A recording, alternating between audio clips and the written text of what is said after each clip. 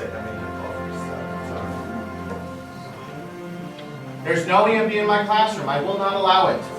Now, there are certain things that I just did that could possibly cause EMB. So the first way we cause EMB is body language.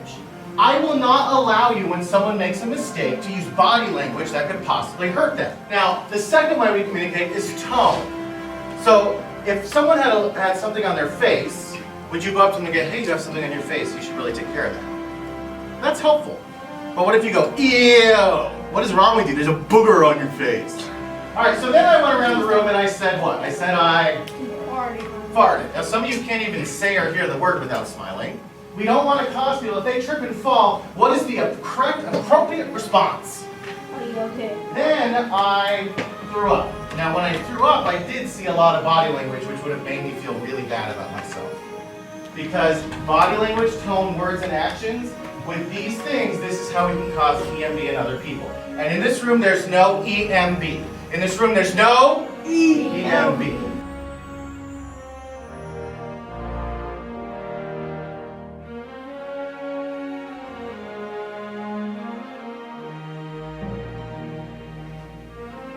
Hi everybody, this is Jeff McAlpine, the 7th period teacher, continuing our series on classroom culture. And we're going to continue our deep dive into behavior styles, looking at the last 2 behavior styles, our stabilizer and persuader styles. This is episode 103, behavior styles, people over structure this time, stabilizer and persuader. These behavior styles come from the Effectiveness Institute out of Seattle, Washington. And to be a successful teacher, we have to have all 4 in our toolbox, and we have to be comfortable using different behaviors at different times. We have to be the tools teacher, relationships teacher, assertiveness teacher, and engagement teacher. And we're going to look at the Mr. S and Mr. P today, and what makes them so special in a classroom. And for those of you who are analyzer managers or manager analyzers, we're going to ask you to have a personality growth mindset today. Remember, even though your comfortable behaviors are more about structure than people, we're going to need you to rotate to be that highly effective teacher. So let's have a personality growth mindset. So as you can see on my personality iceberg, I am very comfortable with stabilizer behaviors. However, persuader behaviors were my most difficult behavior to develop over time, and I still feel slightly uncomfortable using it, but I've got all sorts of tips and tricks and ways to harness your persuader in a classroom. So the first behavior style we're going to look into in depth is the stabilizer. Now, stabilizers are all about relationships. They like working in teams of people, but they like harmony, right? They like working in teams. They're very friendly people, and they're very dependable, and they're great at organizing relationships. If you have stabilizers on a team, you got to be thankful. They will keep that team together. They'll keep it cohesively knit. They are wonderful people to keep teams running. In a way, they're the polar opposites of managers in that stabilizers, they get really, really uncomfortable with confrontation or disharmony in teams. And if they don't feel like you as a leader are taking care of that human aspect of working in a team, they're going to shut down. Now, just like the other behavior styles, a stabilizer, when they're in trouble, right, when they're uncomfortable, they have tension reaction behavior. So they'll probably wait too long. They'll worry about things emotionally. They'll tell others about it because that connection with other people helps them out a lot. They'll avoid the situation. Sometimes they can get in and get even because they feel like there should be some relationship justice in the world. But they'll definitely worry emotionally about things when things are going wrong. The intent of a stabilizer is to be liked, likable, to care about others, to make sure no one's offended or hurt. And those are beautiful intents. You want to surround yourself with people that have that intent. But unfortunately, there's an unintended impact. And stabilizers are the ones that will be called, touchy-feely or wishy-washy, or, they're just too emotional. You'll hear a lot of managers say, well, that's just too much fluff for me, right? When really what fluff is the ability to have relationships with other people and to value other people. And as a teacher, that is such a valuable skill that we need. We need to be able to value the people, the kids in our classroom, to see them as true human beings that we can serve and we can help and we can educate. So remember Mr. S? right? If you went and asked Mr. S, hey, what do you do in a classroom? Like, I'm a first-year teacher. I don't know what to do. How do I run my classroom to be effective? And Mr. S, the key word he would say over and over again is relationships, right? Just get to know your kids. That's all you got to do. Now, that's not all you got to do, but that's a huge key piece of our 4 behavior style puzzle. If you take Mr. S's advice and that's all you do, well, what ends up happening is kids are going to manipulate you. They'll walk all over you. They'll take over the classroom. When you lack a backbone and you're too nice, the kids, they take over that classroom. And Mr. S takes it personally. And so they worry about the misbehaviors in their classroom. But they have a hard time addressing that behavior because they don't want to harm the relationships they've made with their students. And so their kids may love them, but sometimes it's an unhealthy way. You know, if you let kids manipulate you, they could spend the whole period long focusing on relationships and getting to know each other, and the learning goes by the wayside. And so we just can't allow that to be the dominant force in a classroom. Stabilizing behaviors are incredibly important, but they're one of 4, and they're needed at certain times. All right, so like last time, we're going to look at this through the judgment lens to start. So first, a manager. Now you'll notice that the manager is red. Managers and stabilizers have a really hard time working together because the manager thinks, hey, we don't have time for the warm, fluffy stuff. We don't have time for the emotional connection. We just need to get our work done and leave. And so they don't necessarily value that important piece of a puzzle that thriving teams need. In terms of teaching, a manager will judge a stabilizer by saying things like, oh man, they're inefficient, there's too much fluff, you don't need all that stuff, God, they're pretty disorganized. And a manager sees any little bits of misbehavior in a classroom and they use that to judge that person as an ineffective teacher. Let me tell you a secret. Even now, there's misbehavior in my classroom. Yeah. Mm-hmm. You know what I view it as? I view it as human behavior. And if it's an issue, I deal with it. But here's the thing. I am no longer at the point where I will allow the perception of my classroom with misbehavior being a reason to disconnect me from my students. Okay? Now, do I harness my manager behavior? Yes. But just because there's 1 or 2 little things in a classroom going on, right, one or 2 little misbehaviors going on, doesn't mean you are a bad, poor teacher. There are times where we legitimately ignore behavior for a reason. We have a plan, right? We know what's happening. And there are some times where there are students that their behavior has nothing to do with you as a teacher. It has to do with their life. It has to do with the things going on in their life. And as a stabilizer, we know that. And so as a stabilizer, sometimes we ignore misbehavior for a reason. But a manager will judge that. They'll see, oh, well, that student, they have their head down, and so they're not learning anything, and so, hey, that must be a horrible teacher. How dare they not address that behavior? And so that's how a manager might judge a stabilizer in a classroom. All right, and then we have our analyzer. Now notice the analyzer's green. Analyzers and stabilizers, they get along. Analyzer has a lot to say. Stabilizer loves to listen. And on a team, the thing is, an analyzer will still judge a stabilizer, right? They're like, hey, they need more organization, they need more structure. They're just a little bit too wishy-washy. You know, we can't spend this whole meeting talking about our families and how we're doing. We need to get to business, so we need some organization. And then when an analyzer sees a stabilizer's classroom, they tend to see them as disorganized, right? Okay, you need some tools as well. You know, I love that you're connecting with kids, but you gotta have these tools that will make your classroom run a lot more smoothly. Stabilizers get along well with other stabilizers. That makes perfect sense. They thrive on being around others. So if there was a color beyond green, I would put that for stabilizers. Stabilizers and stabilizers get along really, really well. They love each other. They love having each other on teams. They love the warmth and the focus on relationships. And in terms of judging each other in the classrooms, they don't tend to do that because they both love kids. And so they would say, hey, your teaching's amazing. I saw how you got through to Johnny in your classroom the other day. That's so amazing. And so they love each other's styles.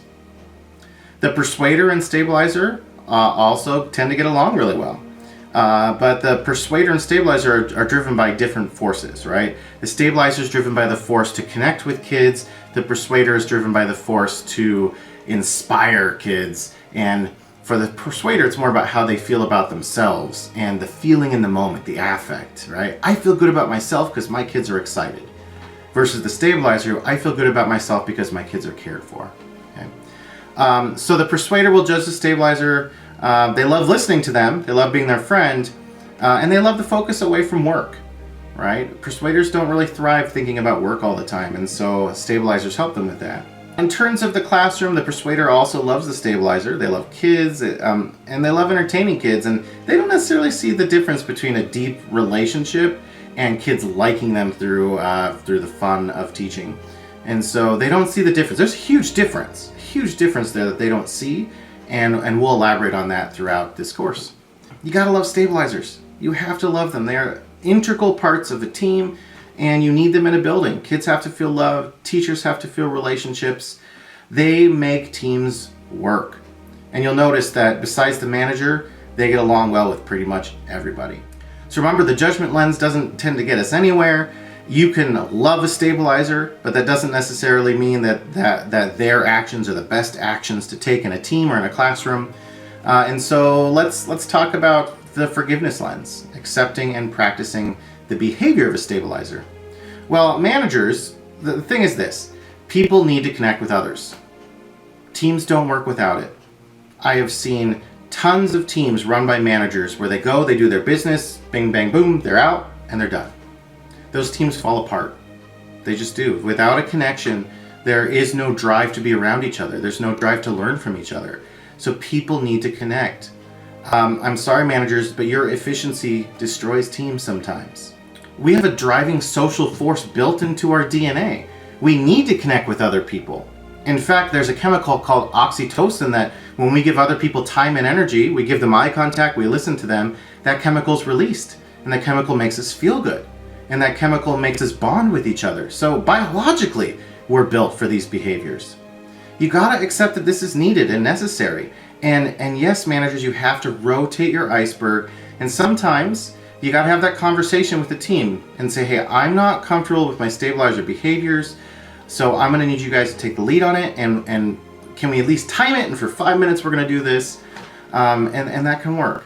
Without stabilizers, teams fall apart. Everything devolves into Diet Coke parties. People are in a meeting, the manager is saying, here's the quick, efficient way of doing things, we're gonna do this, this, this, and then everyone goes to their own separate rooms.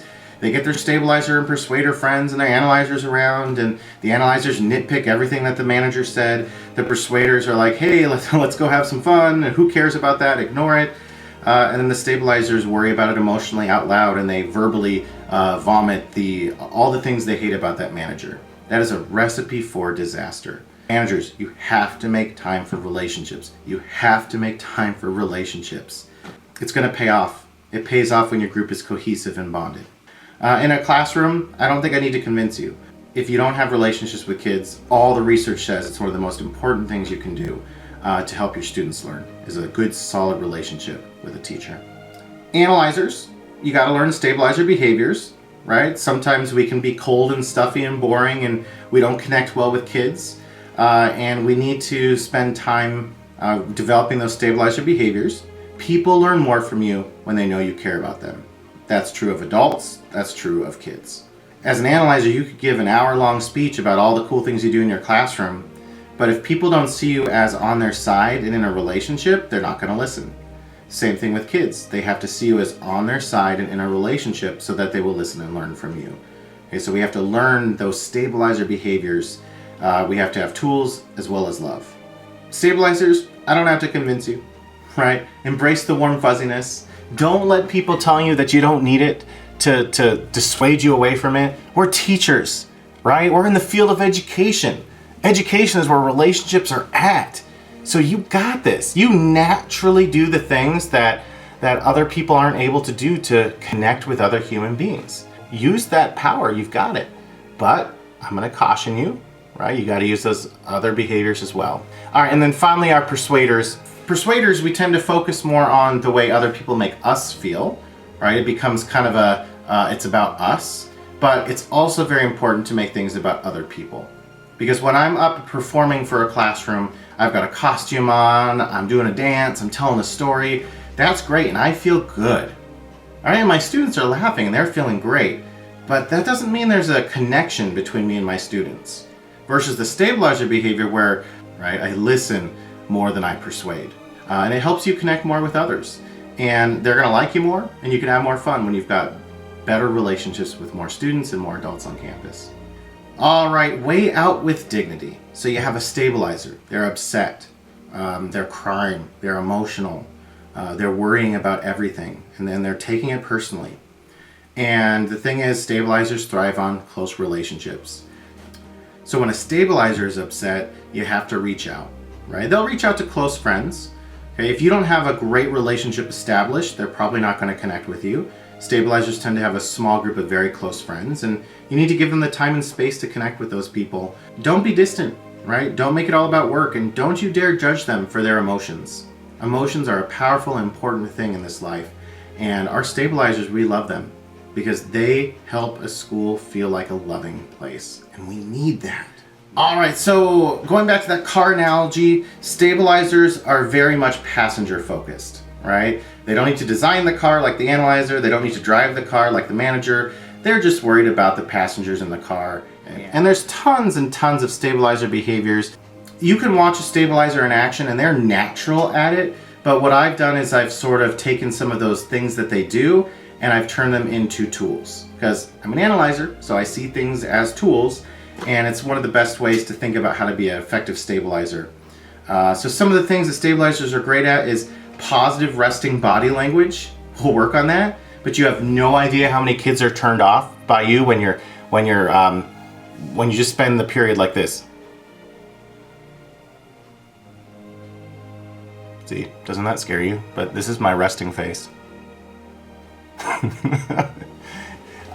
Even when you don't think anyone's looking, the stabilizer is just, they are the master of keeping their face happy and positive. And we spread those vibes that way. So positive resting body language is something we might need to work on. A soothing tone of voice. Soothing tone of voice. One of the first teachers that I coached in TFA was amazing, amazing, amazing. But things kept falling apart and I couldn't figure out what is happening. And I pulled another coach in, and right away they were able to point out to me, oh, it's their tone of voice. Right? Their tone is just a little grating. And since I've been around this person, I valued them, I wasn't even noticing it. But you could see that the kids were just on edge, and I couldn't tell why. So soothing tone of voice, one-on-one connections, using touch, knowing things about other people, social skills, communication skills, showing warmth. I mean, there are so many amazing things that our stabilizers do that we can learn to do and harness those powerful, powerful behaviors in a classroom. And one of my favorites is one I'll go over next time, called Magnificent Memorable Moments. All right, so let's shift gears, going with our car analogy, to persuader behaviors. And I gotta be honest, I have a hard time presenting persuaders in a way that's persuasive because it's my blind spot. I've always had a blind spot with persuader behaviors. I've never quite understood them, but I'll do everything I can to present them in a nice, neutral, positive light, because there's something, just being honest up front, when I'm in a team working with persuaders and they could care less about the details, they could care less about the work, they're more about enjoying life, I get really frustrated. Because like, this is education, we have to take it seriously, come on, we got important things to do. All right, I go into my manager mode.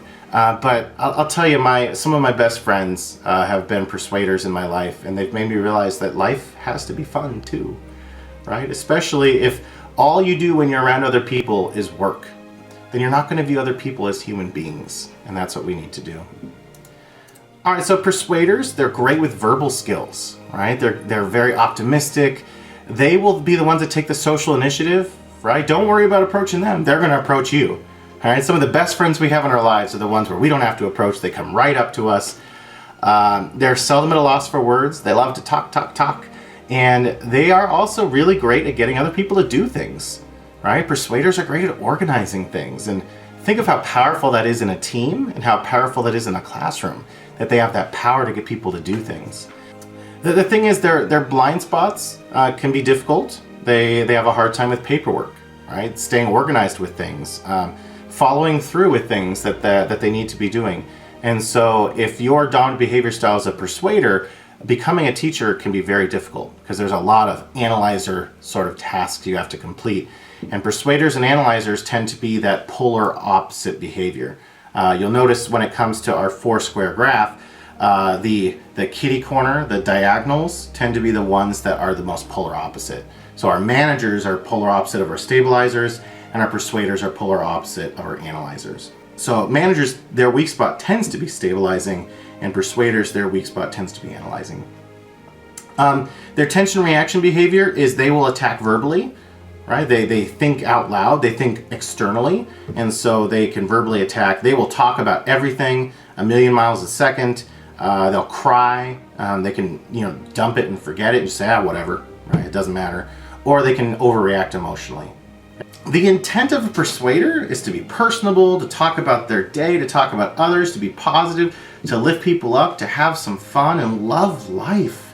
It's an amazing thing. They want people to love life. And sadly, the impact of that can be that people say, well, they talk too much. They're a blabbermouth. They're never focused. They never get any work done. They're always late. They're off task. They never get anything done. And so they are discounted as valuable members of teams. And that's sad, right? We need our persuaders. We need them to keep life happy. And you have a powerful persuader that's convinced that the work is important, they'll get everyone to do it. All right, so you go up to Mr. P and you say, hey, I'm a first-year teacher. What do I do to get my classroom running smoothly? And they'll say, hey, you just got to have some fun, man. Engage the kids, do some fun stuff, make some jokes, smile all the time, laugh all the time, and everything will be fine. But we know that while that's important, it's not the only thing.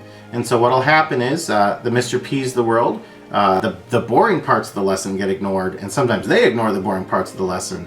They don't assertively address behavior because that's a structural move, and they're all about people. And students can hide or start to walk all over the class. Okay, so let's look through that judgment lens to start. So managers and persuaders, they don't tend to get along too well because managers are about business and persuaders are not. And in a team, a manager's like, hey, let's get the business done. And they don't pay attention, they don't stay focused, and so they tend to not like having them on their teams. In terms of teaching, the manager views persuaders as being unusually poor teachers. There's a high rate of misbehavior in their classrooms. There's a lot of noise in a persuader's classroom. A persuader thrives on noise. And noise isn't always a bad thing in a classroom. In fact, it can be an amazing thing. But we have that same lens sometimes as a manager, and we think any misbehavior makes them a bad teacher, and that's just simply not the case. And so that's how a manager would judge a persuader. In terms of analyzers, polar opposites they tend to be. So the analyzer sees the persuader as never paying attention to anything, big or small, they just don't care, and so they don't see the value of the persuader.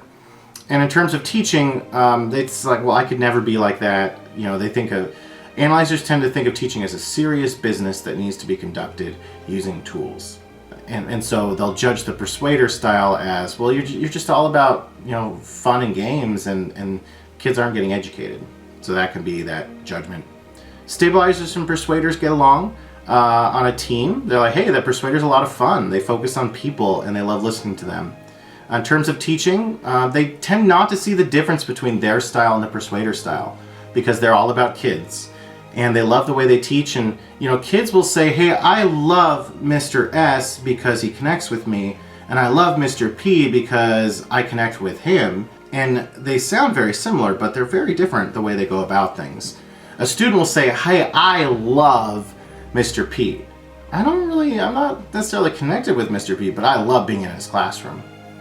However, the stabilizer will, if they pay attention over time, they go, hey, Mr. P, you need to spend more time connecting with your kids, right? You spend a lot of time putting on a show, but what about really deeply connecting with your kids? And persuaders love other persuaders. There's no way around it. I mean, if you got two people that are loving life and having fun and don't want to do a lot of business, they love each other on the teams. They have fun, and they have great verbal Diet Coke parties where the persuaders will get together afterwards and oh, this is horrible. This is everything's going bad, and we should just have fun. And yeah. In terms of teaching, also they love the way they teach kids because they see them entertaining kids. They see kids happy and smiling and laughing in classrooms, and they think that's the way it should be. So that's the judgment lens. Judgment gets us nowhere. So let's go for accepting and practicing necessary behaviors, and let's forgive our persuaders, our judgment, and learn from them. As a manager, everything can't be quick and it can't all be business, right? There's little enjoyment there, and people don't want to hang out when there's no enjoyment. Teams don't want to function and be around each other when there's no enjoyment. You can't take life seriously all the time or your teams will fall apart. And one thing that managers you have to accept, affect. The way students feel is incredibly important in a classroom. They will learn more from you if there's a positive affect in your classroom, and persuaders are excellent at creating a positive affect. Learning coupled with enjoyment is powerful. So managers, we have to learn those persuader behaviors. Analyzers, I know we're all about tools, right? But tools can get stuffy and they can get boring. And so rather than the 18 steps when kids are coming in, why not instead, let's dress up in a costume, have a music video playing, start class with an incredible story that evokes imagery, and get students up and dancing around.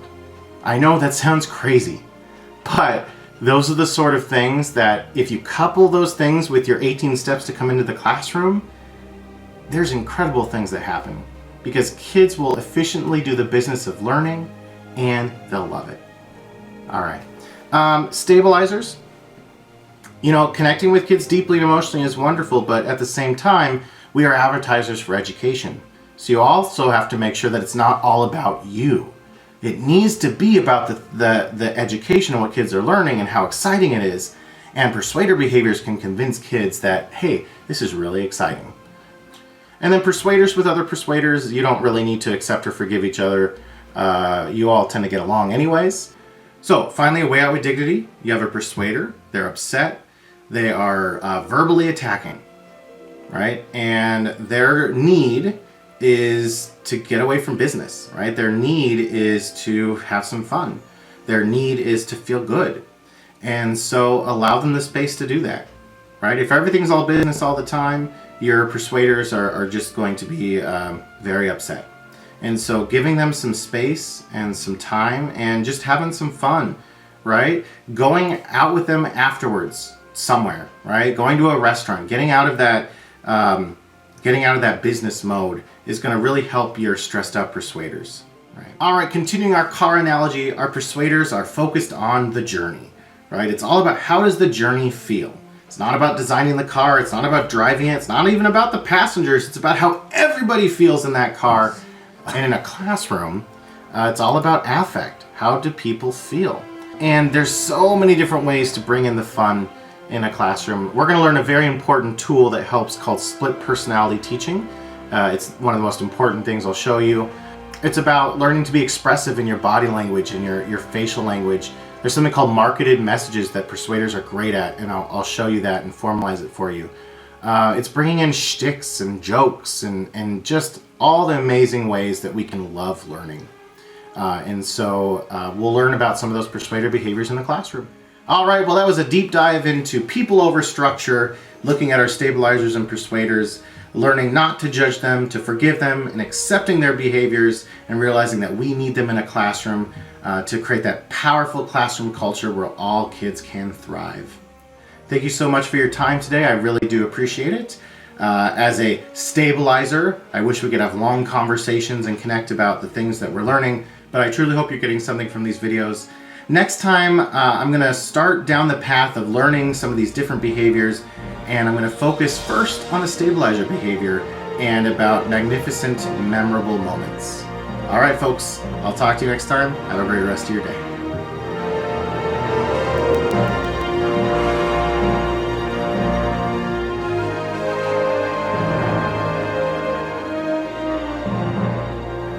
Okay, so this will tell you a little bit about me. There is such a thing as healthy EMB. And occasionally I'll say, hey, this is healthy EMB, stand up, shout your answer out. Or, okay, you're presenting to the class, this is healthy EMB, come on up. Healthy EMB means we stretch ourselves.